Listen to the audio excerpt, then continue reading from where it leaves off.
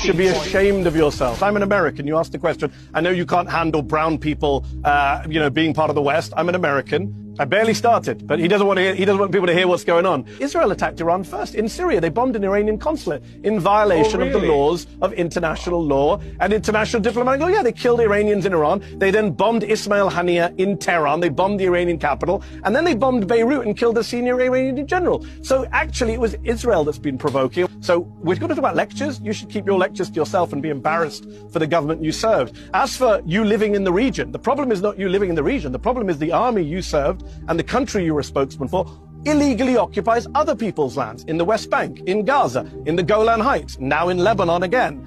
You are the country that is illegally occupying other people's lands. It's not about you living in your homes, it's about you taking other people's homes. It's about Israel now aiming to annex Gaza, according to Haaretz this week, that Netanyahu no longer has any interest in saving the hostages, as he never did, and is eyeing annexation of Gaza, to quote the Israeli newspaper Haaretz. I'm not sure how Jonathan still comes on these shows and defends that kind of barbarism and open war crimes. I'm not sure how Jonathan sleeps at night watching people burn to death thanks to the military that he served and is now being investigated both at the International Court of Justice and the International Criminal Court. That is what you stand for. You serve the IDF, the Israeli military, which, as I say, is being investigated at the ICJ, and the ICC. You serve a military that has been credibly accused by the United Nations just last week, by Israeli media, which showed videos of mass rape of Palestinian detainees. The New York Times this week reported that your military sent children, Palestinian children, as human shields into booby-trapped tunnels and buildings.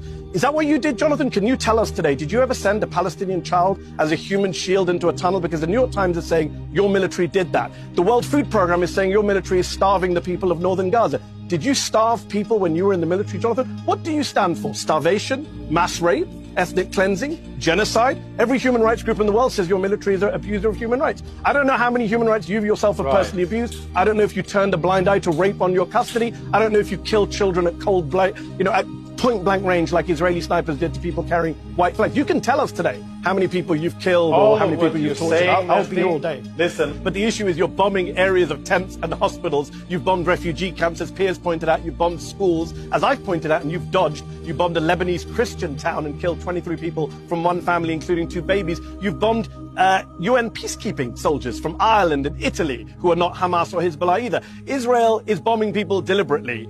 We don't need your word for that. We've seen hundreds of TikToks, including my company, Zateo, that you happily mentioned earlier, put out an entire documentary interviewing Israeli soldiers and showing the TikToks of them bragging about their violence inside of Gaza and now Lebanon. You talk about low-hanging fruit. Let's just be clear here on the facts, since people are not going to get the facts, because as you've read my book, you know there's a tactic called gish galloping, which is what you just did, which is to talk over all the facts without engaging with them. Here are the facts that people can go look up for themselves. Human Rights Watch, Amnesty International, the UN Human Rights Office, UNICEF, UNHCR, Save the Children, World Food Programme, WHO, Doctors Without Borders, I keep going, Refugees International, International Rescue, they all, Care International, Christian Aid, Physicians for Human Rights, they all say the Israeli military is to blame for the casualties, for the killing of innocent people, for not giving warnings, for bombing civilian targets, and for starving the people of northern Gaza. Right now, Save the Children say that northern Gaza looks like the depths of hell. The World Food Programme says no food has been allowed in by your government and your military since the start of October.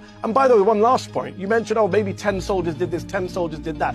Actually, according to the UN, this stuff is systematic. And I would ask you asked me who my investors are, I'll ask you. You were in the Israeli military. You proudly said you were a combatant. Someone ask you, were you involved in the things the Israeli military is being accused of by the International Criminal Court Chief Prosecutor, by human rights groups? Intentional killing of civilians, starving of civilians, the use of rape and sexual violence against detainees, using Palestinian children as human shields, as the New York Times reported this week. Did you do any of that when you were in your service, Jonathan Connery?